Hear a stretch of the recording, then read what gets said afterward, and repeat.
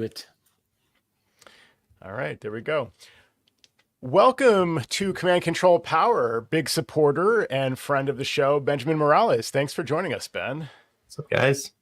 Great to have you here. Good to be We here. look forward to digging in a little bit on the topic of, just how you run your business, because I think Sam and I both remarked after meeting you just how good you are at that.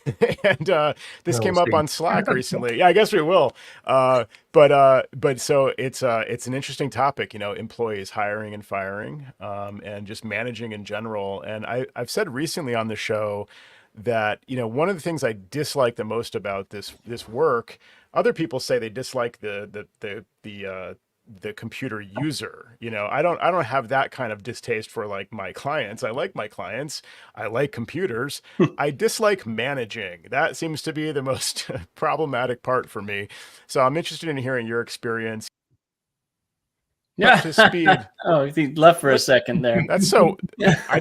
I saw myself disappear. I was here the whole time. That's really weird. Jerry, is that you? Did you just like delete me from the show briefly, or was okay? Back on track. So, Ben, I want to hear about how you got to where you are now, just to bring listeners up to speed. Because I think some of us, Sam and I, know the story a little bit, but I think that'd be instructive. And then also talking about the recent experience that you had with losing a client due to an employee situation. So, tell us how you got to be where you are now. Sure. Yeah. Prior to working for Cirrus, I was an educator in the Pacific Northwest and did some technology stuff for that school. Ended up moving out to Madison, Wisconsin, in a time where it just didn't fit to go back into teaching. The hiring cycle for that was pretty much over. So I got a job at this tiny company called Cirrus Partners. Dennis Nolan was the previous owner, who actually made listening to Command Control Power mandatory as part of our job description. We literally love hearing that. We had to listen to the podcast. I was gonna say I'm sorry for you, but yeah, I love it though. Yeah, it was good. It was a good introduction because I had never heard of an MSP. Like prior to this, I was trying to figure out what Cirrus actually was. The website didn't really describe anything. And there was this phrase MSP that was thrown around. So I was Googling that, trying to figure out what the heck is an MSP. So started out there as like an entry-level technician, had some background in doing Linux work through college, and then into teaching. I got to instruct on computing, and we used Raspberry Pis because it was a cheap private school. And so I'd have like a class of 15 kids, shell into a single Raspberry Pi and run their scripts on that. And yeah, that moved into like physical computing and hacking. So moving into Cirrus, then, it was an interesting transition from Linux world into Mac OS. And, learning things like root isn't all it's, made out to be in Linux world. This MDM thing is more important. And over the course of time, just kind of moved through with responsibilities. The guy that was running the show from a technical standpoint ended up moving on to a different opportunity with one of our customers. And then eventually, Dennis was getting to that age where he was thinking about an exit strategy. And I was thinking about leaving as well. And we just kind of had a conversation, and it turned into what if, we moved you into kind of like an ownership position, and eventually transitioned Dennis out.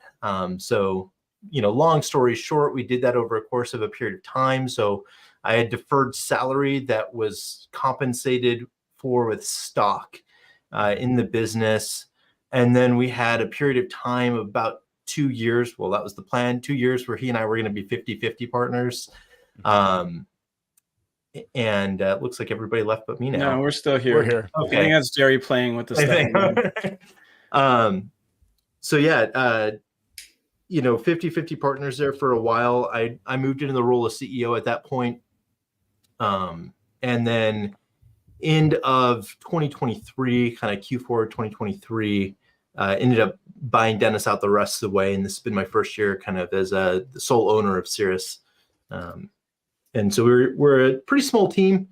So we've got, on staff right now, full-time developer, 2 full-time support people, and 1 person that comes in 1 day a week, and then me.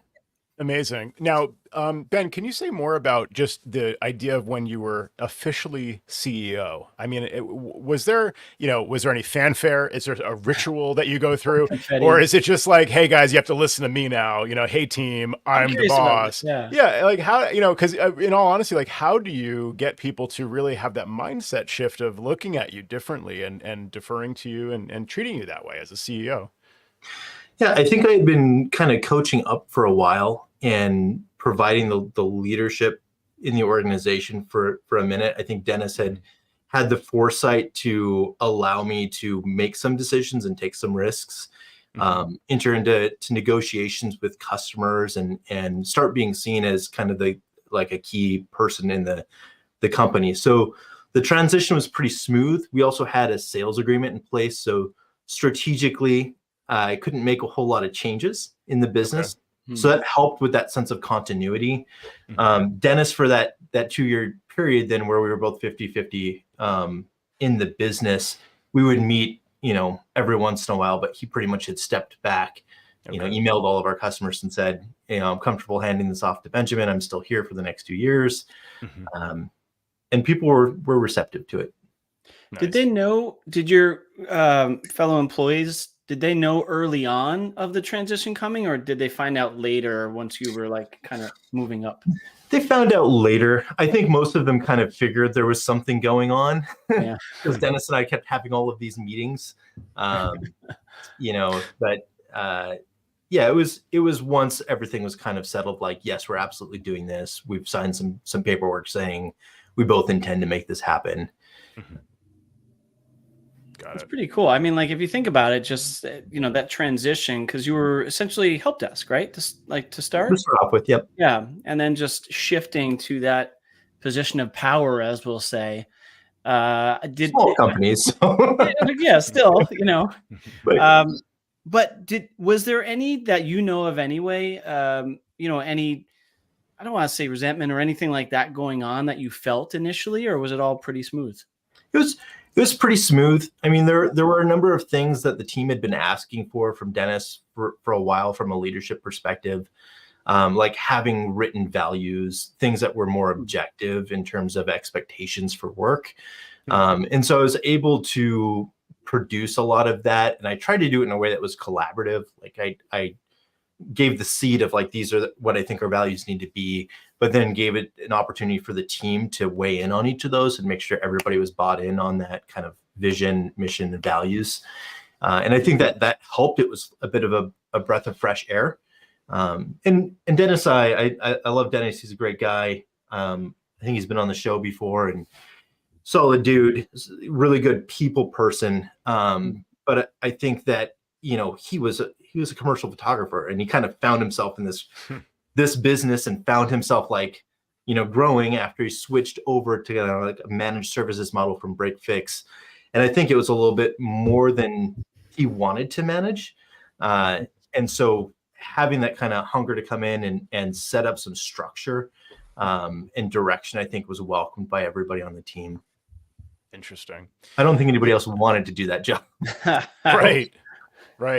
I wonder about that sometimes with my team. That my team grew over the years to a peak of maybe 5 at one point in time, and now it's just me and my other full-time consultant. So we're lean and mean at this point. But I've wondered in the past about what is it that I'm offering that keeps someone on my team, happy to be there versus thinking to themselves, I could do this guy's job, or why don't I just go do my own thing? Like, why am I here? But I think, you just illustrated that by saying really like people don't always want that job. They don't want the responsibility. They don't want to have to go through and be the last line of defense, where the buck stops to explain, a decision that the company made, or to, get out of a jam with a client or whatever the case may be. There's a lot of difficult situations you may find yourself in as the owner, as the CEO, that an employee doesn't want to have to deal with. They want to show up, do their job, and go home. And they don't want necessarily that responsibility hanging over them. So There's Yeah, that's really something interesting. beautiful about being an individual contributor.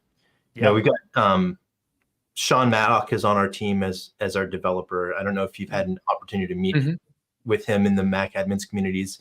He's pretty involved in the channels that he's in. He's awesome. He's like way smarter than I am. He's, got tons of experience, technical and management level. He could probably do a much better job than I do at a lot of areas of business, but he knows what he wants to do. He's done that, and he's like, I just love writing code, solving technical problems, and doing that. And he's really good at it. So, to your point, yeah, I think there's some beauty in just being able to focus on the work and not all the other stuff that comes alongside of it. On the other side, I think there are people that just, love being in charge, love the freedom that comes with that. Yeah, absolutely. Yeah, having the idea and being able to implement it, or maybe put it through a few filters, but also to be able to take action without necessarily having to, I don't know. I just remember being frustrated at prior jobs where I worked for people and I thought we really should do this differently, and, in a best case scenario, you either like start to implement that change if you're given that kind of freedom to demonstrate that it would be better this other way, or, you make the case. And we've all been there where we have ideas that don't go anywhere because, we're not in charge. And so, yeah, I think there's a certain kind of person that really cares and wants to do things a better way and wants the ability to do that. And there's other people that don't want the trouble, like just want to, do what they enjoyed doing. And like you said, even Dennis, your predecessor, who founded the company, kind of did it by accident. He was like, would you say he was a commercial photographer originally? Yeah, he was photographer for years and years. Yeah. And a lot of us, are like a tech for years and years. And then find ourselves in a position where now we're running our own business and maybe we're managing people. And so we never really trained for that. We never decided we wanted to do that. We just kind of fell into it. And it also reminds me of these sort of like the corporate ladder that often leads to management and then, being a vice president of something. People don't always want necessarily to do those other jobs. Like they like to develop code or whatever it is that they do. But the only way to really move up is to take on a management role where you have people reporting to you. And that's not really what people signed up for. And so oftentimes people kind of climb that ladder and then maybe, switch gears and move to a different company because they decide that's not really the position they want anymore, or they climb back down the ladder.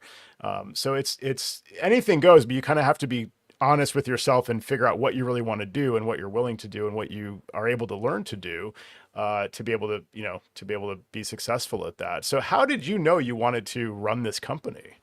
I didn't at first, right? And there's been a lot of pain points. I remember Justin Esgar cautioned me hey, dude, you're technical. You're really technical. Running a business is not that. Are you sure you want to do this? And it was really good advice. I mean, honestly, it was, I needed to heed that and really consider it. And it was good. It's a fallacy to think that there's this, corporate ladder. Unfortunately, it's not a fallacy in a lot of organizations. It's true, but you start out as this individual contributor role. And then when you get good enough, you have to wipe away all of the experiences that you've gleaned and all the skills that made you good at that and try to learn an entirely different skill set of managing people. And it's just not, in my opinion, an intelligent way to approach it. There are going to be people that are really good at the management side of things. I think about Tammy on my team. She's very organized and very good with people. And she runs our desk. She'll be the first to tell you she's not a super technical person, but she can manage technical people, right? Different skill sets. And I think it's incorrect to assume that, oh, you've gotten so good at being technical, now you have to, keep track of technical people. And if you want to continue getting more pay, you have to do that. And it really burns a lot of people out if they're not into that. But to answer your specific question, I wasn't trained on any of the technical stuff. I wasn't trained on any of the business stuff. I like books. Some of my key books are back here, right? Nice. And it's just kind of learning. The same way, the same way I learned the technical stuff, you just start reading books and you start trying things out and try not to reinvent the wheel. Look at good peer-reviewed, content and see what is most likely going to be valuable. Yeah.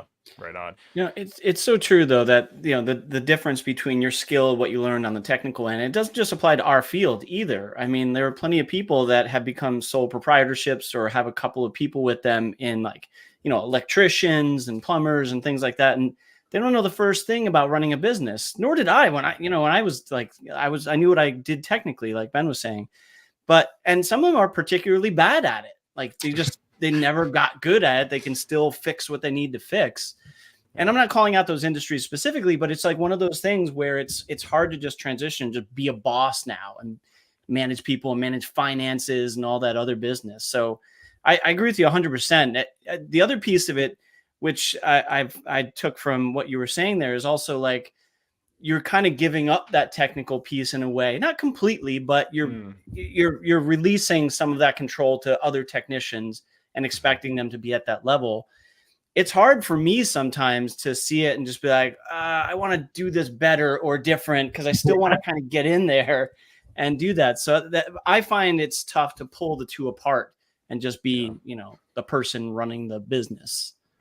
Yeah. Every time we hop in, and I'm guilty of this, but every time we hop in and get our hands in the work, rather than delegating out to people, we're harming our business. We're harming our employees by not giving them the opportunity to go through the hard stuff that made us good at what we do or what we did when we were, the individual contributors. And there are certainly times I go into my desk and I look at ticket histories and I just say, are you kidding me? Like, Yeah, this should have been a 30-second problem. How do you not know that blah, blah, blah, and it's like, Right. well, it's a 30-second problem for you because you spent 14 hours trying to figure it out on your own in college. Yeah. Oh, so true. I was just thinking about it today. Like I saw a ticket fly through, and this is why I got to get my eyes off tickets. I don't know how you feel about that, Ben, but like, I really want to get away from that. And I saw something and I was like, I finally, like, I jumped in, I put an internal note. I'm like, why wouldn't you do this? And he's like, dude, I got it. He's like, all right. Like, it was kind of like, I know what I'm doing, and I was like, I shouldn't have jumped in. I realized right away, I didn't need to, because I know he knows what he's going to do. Interesting. Do you feel like maybe you want to be out of sight, out of mind with tickets at times, or do you want to be involved? I want to be out of it. I want to have good key performance indicators that I can look at and look at trends among my team and try to determine how we're doing at a high level. The goal for me is to have those KPIs so well defined for our team that it encourages them to game it. And when they game it, it actually results in better customer service and better technical results. We're a long ways from that. We've been working on a lot of policies and standards and procedure work for the past couple of years here, trying to get ourselves from, it being stored in your head and having this, tacit knowledge that you just go in and fix it to, this is a well-defined, repeatable thing that we do. So yeah, it's tough. I would love to be out of it. I think it'd be best for my team if I were out of it. There are still times where I have to hop in and take care of it, but eventually we'll get to that point where we can make that next key hire, which is, going to be that engineer that's smarter than I am at doing support, Right. And so we've got awesome, like, on our team, I mentioned Tammy and another guy named Adam. They're great people, and they've been doing this for a long time. They've got a lot of experience, especially on the Windows side of things. They're both relatively new to Mac OS, and they actually worked together for like 16 plus years or something like that. Oh, wow. Outside of Cirrus. Yeah, that's actually kind of a fun story. But anyways, they're learning the Mac OS side of things, but they need somebody that's going to be able to go in and supply more of like the deep, Unix internals and networking and stuff like that. That is stuff that Sean and I mostly do. So, and Tammy's really good at trying to shield me from stuff. She goes to Sean where I would normally just hop in, and she says, no, we're going to pull some time away from Sean before we get, Benjamin involved, which is tough for me, but good for the business. Wow. Yeah. I had, Joe, if you don't mind, I have one thing that's actually for Jerry. So I'll put him on the spot for a moment, but Jerry, I know, obviously, we know you're an Army of one, but do you feel compelled or a need to to do things like documenting well or keeping things in a central place, like just in case or anything like that, if you need to bring in someone when you're on vacation or for whatever reason? Or like, do you have that need to do that, or are you feeling like safe, like I got my own methods kind of a thing? That's interesting you bring that up. No, I mean, I'm using Hoodoo for my documentation. So I guess in a pinch, I could pass that torch to somebody else. And so it's not all in my head. And I use Daylight to organize my business in that way. And yeah, that's right. That's right. So in that regard, no, I don't think it's fair to my clients to keep it all in my head and not to have some sort of an escape hatch. So if I get hit by a bus, somebody can't pick up the torch. So, but no, I don't feel compelled to write procedures and policies down because it would just be myself reading those. So right. Yeah. Yeah. Measuring yourself using key performance indicators and, That's you know, calling a how did I do to review. Well, Yeah. He already speaks in the third person, so it works. That's right. Gary, you agree today. Yeah. Oh man. Yeah. It's a different world. I remember it was much simpler when it was just me, you know, and then also I realized that, wow, actually, you know, aiming to grow my team to be a team of more than one is good for me in a lot of ways, kind of in the ways Jerry's describing, like documenting things. It all should be documented for our client's sake, you know, and also for my like for the efficiency of the interaction down the road. I mean, there's a lot of, you know, good reasons to just run your company that way anyway. So I don't think it's not a huge mindset shift and it's not a huge amount of effort. It's really just a day-to-day, you know, process to do that. Cause I would encourage other listeners out there who are an army of one to start acting like, you know, you have a team to answer to. Start acting like, you know, you might want to collaborate with even just a colleague or, you know, another individual on your team who could pick up where you leave off. It's just a good mindset to kind of be in, and it certainly helps you grow when the time comes where you may need to. What size is your team now, Ben? If you don't mind me asking. Yeah, I think we're 4.5 or four and a fifth.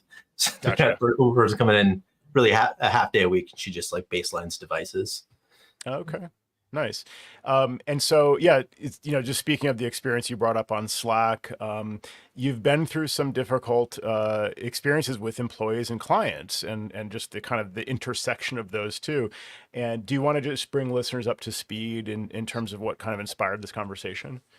Yeah, I mean, so I had an employee.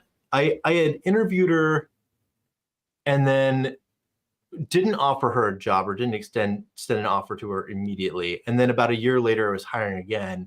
I was like, oh, I remember that was a good, like that person had good people skills. She seemed, you know, solid. And so instead of paying a recruiter or, you know, doing all those things that are super expensive, I just went back and said, we have another opening. Do you want to do this? We at that time had kind of a strict, like, you've got to pass your ACSP certification, A+ certification within 90 days of employment with us.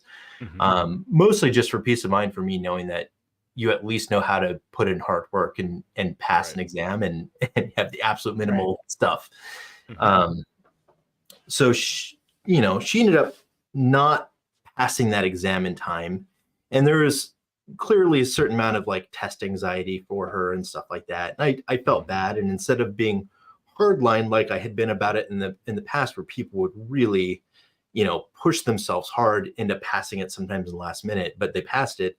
I was like, oh, we'll let it go. And I think I immediately established there are no standards here at Cirrus. There are no consequences. Right. And you know, she had a lot of great characteristics and skills, but she was very young and a little bit immature. Didn't have that ability to say, you know, I'm not going to present my full personality to a customer. Not that you need to be inauthentic, but you need to learn how to tone down and turn off certain parts of Big time. your attitude when you're dealing with people, right? And so, you know, for her with customers, she'd walk in and it'd be like she's talking to her best friend, you know, and It's like, yeah, it's a little cringy. It's a little awkward. Can you give a little color to that? Like any examples that come to mind? I'm just so curious now. My gears are turning. It's like the stereotypical Zoomer stuff, like, hey, you know, like doing stuff like that, oversharing, you know, about what's going on, and being young. You know, you get in a conversation and you're used to everybody. Oh, I'm young, so everybody wants to learn about me. And so you just talk about yourself too much and you don't learn to say, hey, how's it going? What's up with you? Right. So there were those kind of soft skills that were problematic. But more importantly, like, she started not following our expectations for response times and procedures. And we'd start saying, okay, this is our standard. You need to do this every time. So we had one customer that was about $100,000 a year customer. That frankly wasn't a great fit for us to begin with. They were like, you know, pretty much all PC, and we'll deal with PC, but I don't love it. It doesn't bring me joy. And so, you know, they ended up getting frustrated about our response times. And often it would be like, yeah, she was supposed to be watching the desk and taking care of these tickets, and she wasn't responding in time. So we got on her case, but eventually it was too late. Right. And so we ended up losing that contract. Wow. I think a part of it as well for them was cost. I think it's always multi-layered, right? So we're not cheap. And so there's a cost provider in the area, cost leader in the area that came in afterwards. We didn't know about it initially, but, you know, a few weeks later, they're like, oh, instead of just bringing it back in-house, we also are now working with this low-cost solution. So it was one of those areas where I could see her not hitting the mark, and had to let her go. And that was about a year ago. Then we have this other customer that is one of our smaller customers. They've been using Helix since like the 80s or whatever. I don't know if you're familiar with that. Oh yeah. And they had this horrible situation where they're on 32-bit for years. And so we had this, you know, 2018 Mac Mini that was running VMware. And so, you know, we basically had to have old clients. So they would they would VNC into the client VM, and then they'd, you know, have this server VM like serving up the files. And this thing like ran that business entirely. Like, people didn't know what they were doing. They were completely dependent on this, but they couldn't get into the dev side of things, and they hadn't invested in keeping this up to date. So you've got this like aging platform, no access to it, super dangerous. And so, you know, I did tell the owner, like, you need to get off of this. And was this engineered by Cirrus, like originally to kind of? So the Lifeline, like life support side of it, like we engineered that portion of it, but the original stuff was somebody else we'd never met. So anyway, this past employee, had helped when we finally put out this new solution for them of having that virtualized environment, because they were on these ancient Macs. You know, we had her go out and baseline and work with the employees, and she really rubbed them all the wrong way. It was like not good, because she had that kind of Zoomer, we're all best friends here, and they were like all 50 plus. Not about it, you know. Got it. A little bit further out of the city, a little bit, you know. Yeah. So I found in my early days as a, you know, early 20s guy starting out, I had to kind of like, you know, proactively overcome the like impression that I'm this young guy who doesn't really have a lot of experience in the world, you know, like let alone in doing this specific job. And so you have to fake it till you make it a little bit, and you have to really like maybe overcompensate for that bias that you're expecting them to have, where, you know, they look at you and they see this young person, and yeah, you may be a whiz at computers, but can you really understand them? Can you really like have a rapport with them? You have to work at that, you know. And I think like, yeah, some people realize that, and some people just say, hey, I'm just the same in any context, and that's what works for me. And clearly it didn't work for this group of people in your on your client roster. And so, you know, when I let her go, you know, I called them up and said, like, you know, I just want you to know, because at that time I was getting some gripes from them about a year ago as well, saying like, this is not good. Like, we don't want to deal with her anymore. Like, we'll deal with anybody else on your team, but we don't want to deal with her. And so I said, this is a pattern I'm seeing. I am separating the employee. So then again, I think it's that combination. We were going into the year and we were saying, okay, are we ready? 2024. They were the kind of group that wanted to pay all of it up front, and they had a very stable workforce, and they're a pretty small team. And so it's like, well, we don't know if we want to keep going. And so we continued to provide support for them out of contract. Okay. Never got an invoice paid though from them for the 2024 stuff. And so finally, about a month and a half ago, I went back to them and was like, look, guys, I'm going to send you another invoice. I'm going to charge you for the time that we've been working together here over 2024. I need you to make a decision. Do you want to move forward with this or not? If not, we're going to stop services, because we need you in. We can't have this kind of floating ether service agreement. Well, that's a long, you extended them a pretty long runway of 7-8 months to say, let's hope. I mean, I've been there. It's like the months go by and you're getting a little bit of a signal like, yeah, they're gonna pay, and what am I going to do? Tell them that, they're dead in the water until they pay? I mean, it seems kind of harsh. They're sitting here stuck. I'm not going to not help this one employee with this one issue. And it just, goes on and on and on. And then you're like, oh man, they owe me a lot of money and they haven't paid me a cent in 7-8 months. So you basically gave them that ultimatum to say now or never. Yeah. And so, I talked to the operations guy. He's like, I need to speak with the owner, but I'll let you know by the end of September here. So that came around, and he's like, well, I've been tasked to replace you. It's fine. Honestly, that server, that whole situation, and banking on Helix, or big donut people, or whatever they're calling themselves these days, it's just a recipe for a business failing because of not investing properly in this platform that runs, does a job of like 5 or 6 people for them. And so I wasn't disappointed at all to see them go. I was like, great, let's make a smooth transition. They're probably going to go with, the other Mac shop in Madison that does like repairs. It's fine. Great. So I'm not sad to see them go, but then I asked, kind of like, what's going on? Is it service? Is it price? Is it personality? And he's like, well, partially price, but mostly it's personality, to be honest. We had this other lady, that past employee, and really rubbed the owner the wrong way. Tammy's been great. We love Tammy. I'm in operations guys. Like, I don't like this decision, but it is what it is. I'm just like, fine. So they'll pay us out, and we'll transfer all the knowledge of that very delicate system over to the other group. And let it be their time bomb. Right. But yeah, it was. Yeah, go ahead. The big takeaway for me, it's like, I don't mind losing that business. It was bad business for me, right? But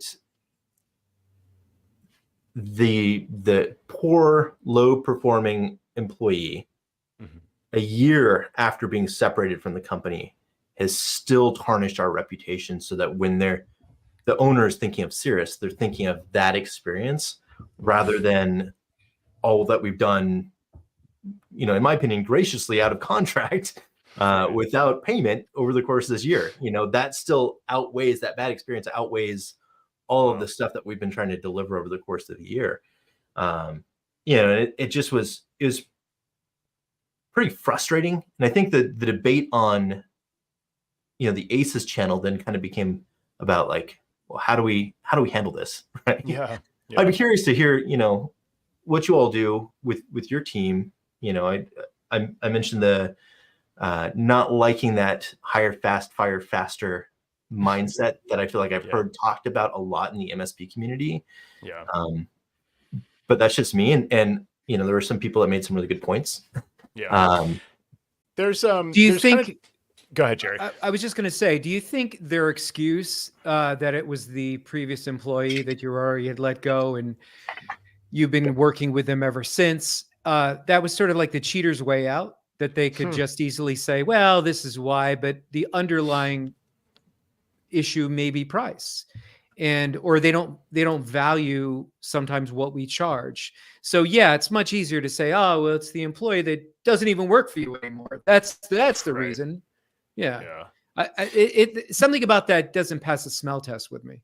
Yeah, I mean, it's entirely possible. I can't read their minds though, so all I've got to do is kind of work off their actions. And if, if they're calling that out still, it's at least something on their mind. There's some semblance of truth. And I think that the employee was a poor performer that I kept around for too long, so I don't think it's an invalid frustration. What was the time period? Was it during that sensitive time where we were still at the very end of the pandemic and we were operating, I guess, a little bit more judiciously with handling people and clients and employees and things like that? Or was it already past pandemic? I think it was already past that. I mean, it was literally like a year ago, but this group, they didn't care. I mean, there are some groups out here in Wisconsin that just ignored like masking up and expectations for that kind of thing. Gotcha. But I mean, philosophically, it was a real sensitive time for a lot of people, and we don't have that kumbaya moment amongst, and anywhere in this country like we did, during the pandemic. And it was nice there for a while. Not it was a horrible thing, but there were nice things. There were nice things that came out of it. People treating people a little bit better for a little while. For a little while. Yeah. For a few weeks at the beginning, it's like, we're all in this together. And then like pretty soon thereafter, it was like, are you pro or anti this or that? Or whatever, we're in this together. We're not with you though. Yeah. It's everything gets politicized very, very quickly in this country. Polar. I mean, it just amazes me how polarizing everything is. I mean, there's always like pro and anti about everything. It's like, are you pro sidewalk or anti sidewalk? Like, well, do I have to choose? I don't know. It depends on the street. I don't know. That's a real thing in Wisconsin because you got to shovel that sidewalch. Yeah, there you go. Exactly. See, I don't want to stir up any. This is already a lot of controversy for one show. Yeah. No, it's such an interesting just issue thinking through like you mentioned about hire fast, fire fast. I guess that can work for some people, but you really have to hire fast and fire fast. I mean, you can't just do half of that equation. And that's, I think fundamentally like the hiring process is either a selection process or a filtering process. Like you can either like front load the selection process to identify a person that's very likely to be a very good fit. And you can spend a lot of time up front paying recruiters, like you mentioned, maybe having them, have a trial period where they're, passing certification exams and working with clients and like going through a kind of process of like training. But even before you get to that point, selecting the person very, very carefully versus the filter process, which is like, let them in and then filter the ones out that don't work. And you can identify the people through actual experience in the field, if they're going to work out. But I don't know that anything is foolproof. I've seen clients on both sides of that, and the hire fast, fire fast obviously results in a lot of turnover, which then we have to sort out. You're onboarding people, you're offboarding people constantly. That's costing them money. Maybe it's, go ahead. I was going to say though, I only see that where, in my opinion, working in a larger organization, like I couldn't handle onboarding, offboardings like that fast in a company of my size. I would go nuts. Same. There's no way. Yeah. It's too costly. And also where I feel like that would be more in an anonymous IT support situation where it's like, you might get one person or the other if you call in, and it doesn't really matter if I get Julia or George. Right. Then it's fine. But like if it's like just Sam or Matt, then it's gonna freaking matter if I'm just like churning people in and out. Mm-hmm. Yeah, it's a great point. Yeah, I mean, I think my frustration when I hear people talk about it is that it really is the excuse for a lack of due diligence. And you start hearing things like, oh, you've got to hire for personality. You can train on the technical, but you can't train somebody to have a good personality. And it's like, okay, that's part of it. Like, certainly you don't want to hire I think somebody. I've said that actually, but go on. Yeah, me I too. mean, well, I think we've all felt that way at some Yeah. point. At the same time, though, there are technical requirements. There are skills that are needed, and you need to be able to demonstrably say this person can do this. Either they've got a background in technical stuff where they've learned how to do technical stuff. They've got, like a math degree or something like that. And we have a high level of confidence that they can do this entry level job that doesn't really require experience, or they've proven themselves and we've gone and talked to their references. Now, I've lost out on good candidates, right, that somebody else hired faster. I also then sometimes see those same candidates on the job market again a few months later. So I certainly don't want to say hire slow. We've done that, but you have to have objective things that you're measuring against that go beyond your own, in-group biases of, these people feel like they're from my culture and I can get along with them. It has to be better than that. We have to be better than that. And then the firing stuff, it's so often like just an owner, especially in small businesses, get pissed and deal with, I don't want to see this person's face anymore.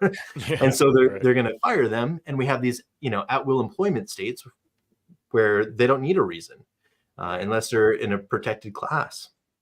And I think that that's just really horrible to do to people. And I feel like it's easy to get desensitized to that when you are like a founder who's been doing this for 15, 20 years, and you kind of forget what it's like to have a boss and to be the new person, and to, especially in small businesses where things are not well defined, you go in and you're like, I don't know what's expected of me, and you do it the wrong way, and you're like, how was I supposed to know? But you're probably going to be too scared to say that. I mean, I had some run-ins with Dennis early on that, made my insides flip upside down, where I got hammered pretty hard about doing things wrong. And to Dennis's credit, I sat down in his office one day. I was like, look, you cannot talk to me or other people like this and expect them to stick around. If you want good employees, you have to treat them with respect. And to Dennis's credit, I never heard him speak to another employee like that ever again after that conversation. Wow. That took a bit of guts. Yeah. I mean, if it's that or go find another job, like I could find another job. It's Right. But as business owners, there's always been that other side of the coin. I could think of an instance with Joe, and Joe could bring it up or not, where it was a really serious situation. And, and I'm not saying that Joe blew up like that, but you have those moments as a business owner where you have somebody that you've tasked to do a job, and for whatever reason, it goes terribly wrong. And it's really hard. You have to be a real special person to keep your cool. Joe, Jerry, are you saying an incident where Joe was really mean to you when you were? That's what I was wondering too. I'm like, I want this story. I out of line? Right Yeah. Jerry knows what he did, so no, but I mean, the idea of blowing up at someone, right? It's like that could serve to like telegraph the severity, the seriousness of the situation. Maybe if you might, need them to understand like this can never happen again, and I'm going to give you another chance. I don't like the idea particularly of like blowing up at someone and saying like, and get out of here, I never want to see your face again, because it's sort of like, I should probably just handle that more carefully and just like, if I'm gonna let them go, like I don't need to like also yell at them and scream in their face about it. Like, I mean, that's probably not the right answer anyway, and it's not really my style. But if I'm keeping someone on, I might need to like let them know how serious the problem was that they created.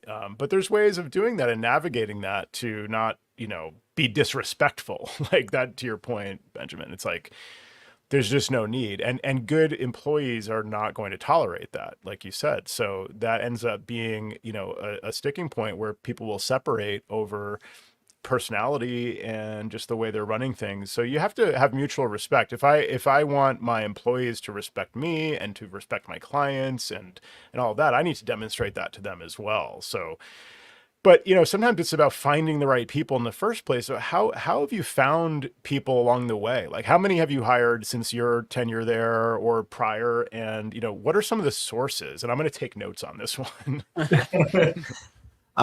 Yeah, so I think that we talk all the time about, to small businesses, you're not a technology expert. You shouldn't be doing this yourself.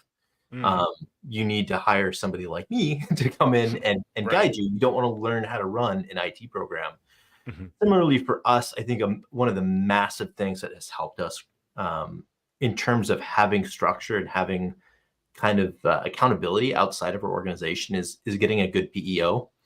So we had a group here in Madison called QTI. We signed up with them and their PEO. And then, of course, they got, bought out by Tandem HR, and then they're getting bought out again now. But so far, through all of that, they've been really solid at providing us like resources. They do our payroll, they do our benefits, but they also have consultants that, as part of their flat rate fee, we don't get charged anything extra. I can email and say, like, I had this really bad run-in with this employee. I'm pissed. Like, what should I do? And then they kind of talk me down and say, like, okay, did you give them specific instructions that they could follow? Like, did you do your part in providing guidance for them on how the work should be executed? And a lot of times the answer to that is, no, I didn't. I just assumed that they would be able to read my mind and glean my years of experience doing this and execute it the same way. Yeah.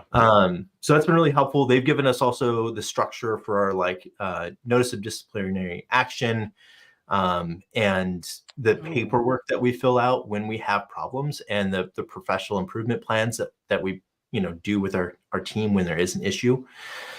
So that's been really helpful. So is that someone you can consult with? Like, let's say this situation happens where you hear the feedback from your client and they're saying, this person is presenting like, in an unprofessional manner, and, is really a mismatch in terms of personality, et cetera. Can you like talk to your, as we all just looked up the acronym PEO, Professional Employer Organization, because I didn't know that before this conversation.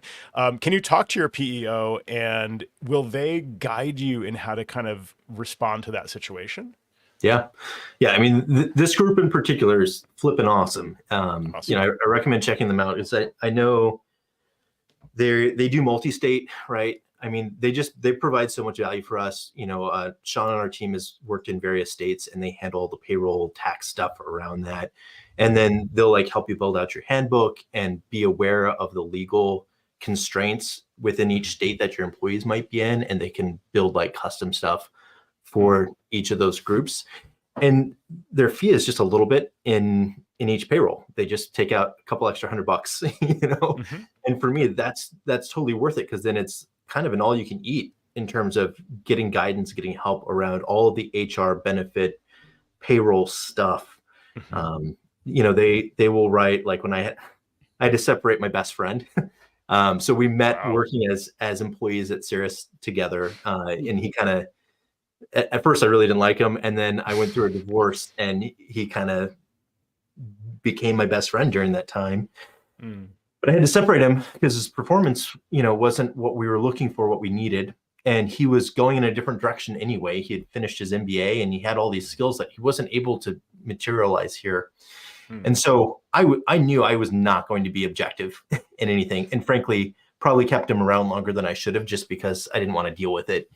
Yeah. So, I got to work with my rep over there, Megan, and she kind of guided me through the whole thing, telling me, this is how you need to act. Here's, a letter that you can change the name on and use this. That's, man, that's gotta be hard. Specialized. Yeah. So that's been really helpful. On the hiring side of things, I've done like the LinkedIn posts, and I've done the ZipRecruiter stuff, and all those kind of like, they make big promises and they usually don't deliver. The best candidates I've received, honestly, have been from Robert Half. They're a pretty big national group. They do take a sizable chunk when you're working with them.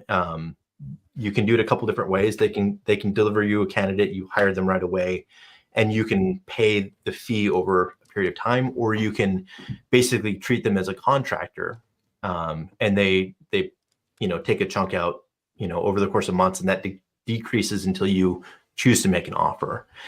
And they've been awesome because we're oddballs for them. They're used to like Windows groups. And so, we're like, oh, we're Linux and we're Mac OS heavy. And so I think that was like a fun challenge for them. And so anytime they get somebody that fits that, they shoot the candidate my way. And, I usually end up having an interview with them. And some of the best quality people that I've seen come through have been from them. And it's kind of like it's a relationship you build with them. So our point of contact here in Madison, she drops by our office every once in a while. She brings flowers and cookies and stuff. But, it's an ongoing dialogue. What are you looking for? What are the things that you expect out of a candidate? We've had some crappy interviews and we give feedback, and we never see that kind of problem come up with another candidate. So they earn that chunk that they take out, in my opinion, because they bring me quality candidates that I never would have gotten just using, ZipRecruiter or LinkedIn or whatever. So, yeah. Do you know, ahead, excuse me, Joe, just jumping back to dealing with an employee that you need to let go.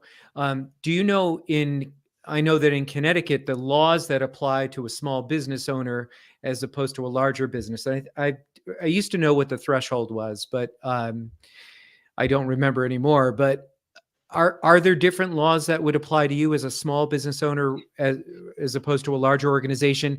And even though they're telling you best practice, you really don't have to abide by any of that. At least in Connecticut, your grounds for dismissal if you're a small business owner, can be pretty fast and loose. Are there different no reason, right? If it's an at-will contract, it's sort of like any reason or no reason, essentially. Yeah, you could do a Donald Trump there. You're fired.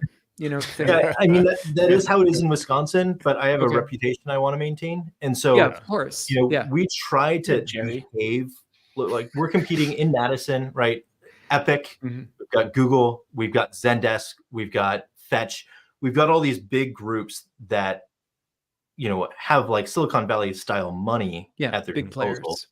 Players. And so if we have a hope in hell of being able to hire talent, we've got to basically be able to provide the same pay and benefits that those groups are having. Right. And same thing with termination, right? It would kill me if it, became, Cirrus is, the guy that hires and fires there is a complete jerk. And right. You've got a lot of exposure to bigger players. And yes, I would feel the same way as you did and acted the same way. That explains a lot. I tell you, this is one of those situations where I'm like, all right, Ben's got a similar sized company, seems to run to me. And like, then he's doing all these things. And I'm like, I'm not doing that. No, you're not. That's what I tell you every week. I mean, I try to share this at ACES, right? I mean, ACES is a great place to go and learn from other people. And so it's really easy to sit in front of people for 52 minutes here and talk about the good things. There's all sorts of crap at Cirrus that, is not great and not good and probably drives my team crazy. I'm just lucky that like right now, the team that I've got are really committed, quality people that are way better to me than they should be. And we're making progress, but we have massive growing pains. Our biggest problem is an inability for me to predict our resource availability. And so we're moving we moved off Monday.com. That was a whole thing. I'll never work with Monday.com again. Oh, I need to do that sometime. So moved off of that, and we're moving into Open Project right now because its reporting is just better. And the kind of structure that we're trying to build out with our project management stuff is, it was just like Monday.com was very flexible. It's really just a glorified spreadsheet. Whereas this is really more focused on traditional approaches to project management. But it's a mess, right? We're spending this month before our Monday.com subscription ends at the very beginning of November. We're spending this month trying to figure out, we've sucked so bad at these things for so long. Like, how do we fix them using Open Project? A lot of bad stuff too. Yeah, it adds to the workload too. I mean, you guys have a job to do in terms of supporting clients, answering tickets, doing that. And then with the transition internally like that sucks away time potentially that you have to use to focus on that piece. I remember we did something similar when we moved from Basecamp to Hoodoo, And it was just a time suck to get all that information out and not just dump it in, but to get into the right places, make it searchable, all that stuff. So yeah, I mean, I feel that pain, but I never would have thought of, sorry, I never would have thought of moving from Basecamp to Hoodoo as a 1-for-1 transition. Yeah. It No. seems like it's not like for like exactly. I mean, there's overlap, but yeah. Hoodoo's awesome. Yeah. And I was turned on to that by Jerry, actually. Nice. So yeah, but I mean, just in terms of how open and honest you are, I mean, I do appreciate it. It's what we're talking about here is, of course, you're saying it's not just all good times. There's a lot to consider. Obviously, you showed us some of that on the internal side of what happens when you have a bad employee, and I've gone through those experiences as well, and it's not fun, not easy, and it really hurts such a small team in a dramatic way. I mean, that's 25% of my team right there. So I appreciate you being so open and honest about it, and I think I will want to probably pick your brain after this podcast at some point too. That'd be fun. And I would say, like, those good times, bad times, it's all part of like a narrative, right? That's kind of unfolding before you. You know, I think about that employee that, you know, didn't perform well and it cost us a lot of money. Right. Well, she also brought in her manager from her previous gig, recommended. That's Tammy. Tammy's awesome, right? And then Tammy brought in Adam, who she worked with for years, and Adam is awesome, you know? Wow. And so it's like, okay, yeah, there was this bad experience, but also like the amount of value that those two individuals have brought to the business, phenomenal, you know, phenomenal. Good job, man. I know it's required listening for the crew, so good job talking highly of them. That's right. I don't make them listen now, but Why would you? Yeah. I mean, I can't complain about stuff on here if they're listening. If everyone's listening, exactly. You mentioned Sean Maddock a little bit earlier in the show, and he is just so generous on Slack, and such a great guy, and always is there to help people. And I just can't say enough good things about him. And so that demonstrates, you know, the type of people that work for you, and that's highly impressive. And the fact that you've been so candid with us tonight is also wonderful too. We look to speak with people like you who are indeed leaders in the small business community doing what we do. And I think we all learn something every time we talk to somebody like yourself. Appreciate it. Yeah, I feel very lucky that Sean joined our team and has stuck around as long as he has. You know, he's a friend at this point as well, which is that kind of dangerous situation again. But he delivers, and he's very self-driven and wicked smart guy. So and very generous, kind-hearted person as well. So yeah, if anybody's listening here and you haven't had an opportunity to meet Sean Maddock on Mac Admin Slack, you should. He's great. Right on. Well, thanks so much, Benjamin, for sharing, you know, that, like Sam was saying, just some of the difficult things you've gone through in addition to a lot of the successes, because there's always a balance there. And I look at also the cost of like losing some of these big clients you've lost along the way there that you've shared with us as the learning cost of learning some of these lessons, right? I mean, you know, this is a hard lesson to learn sometimes, but you wrote up and you shared here what some of those lessons were specifically that, you know, you learned from going through this. And there's always a cost associated with the things we learn. You know, there's a learning cost. And so we just have to kind of factor that in and try and learn those lessons rather than just having to keep relearning the same lessons, because there's plenty of new things to learn too. So it's, I think it helps for you to share that with all of us, certainly, and with our listeners as well, to know that also we're not alone. You know, we all go through some of these same difficulties, and maybe we can learn some lessons through each other as well. So we can all share that learning cost burden a little bit more evenly. So thanks a lot for sharing that. And as we wrap up here and move on to our next show, I'm wondering if you, Benjamin, and also Jerry, want to take a book off your shelf behind you and share that with our listeners. Jerry, that might be a little bit more difficult, I have a feeling, but I know, Ben, your shelf is real. So if you want to, if there's one book you can share with our listeners, you know, it could be tech or non-tech, what would it be? Now, Jerry is teleporting into his background somehow to retrieve a book, I believe. So... Oh, man. man. Got a whole stack there. Yeah. It's hard to pick just one, right? Yeah. So the goal is awesome. Kind of the flip side of that. So this is focused on manufacturing, and it's will make you love Toyota. Nice. But super good. The kind of technology adaptation, it's really the same book, but focused on technology side, is the Phoenix Project. Really That's solid. one I think you shared the Phoenix Project at ACES, right? Was that one of the references? Probably. Yeah. I mean, it's been pretty influential, and they've had, Nice. It's a group of people that wrote that. Mm-hmm. And then anything Michael Porter. I mean, they've got this big volume that's competitive advantage. But they also have like the Harvard Business Review stuff. So these like little books that his stuff is in, super solid, smart people. Amazing. Awesome. Excellent. Thank you for the recommendations. And Jerry, I think he's back from his teleporting into his background. So what did you bring us, Jerry, on your side? All right, Joe. I mean, I was going to show one of my jazz books, but I don't want to diminish some of the important books that Benjamin's shared with us. So I'm just going to pass here. Fair enough. Fair Well, enough. guys, thank you so much for running this podcast. I've had the opportunity to listen and learn from you guys for a lot of years, and it's been really fun in the recent years to actually get to meet you in real life. Yeah. So seriously, it takes commitment. I'm sure there are some dark seasons where you think to yourself, why the heck do I do this? But there are people that think growing from it. So thank you for doing this. Thanks for saying that. Thanks for contributing and all your support as well on keeping the show going. We really appreciate it. So yeah, thanks so much. Awesome. Great talking to you, Benjamin Morales from Cirrus Partners. Thanks again for joining us. Talk to you soon. All right. I think we are off.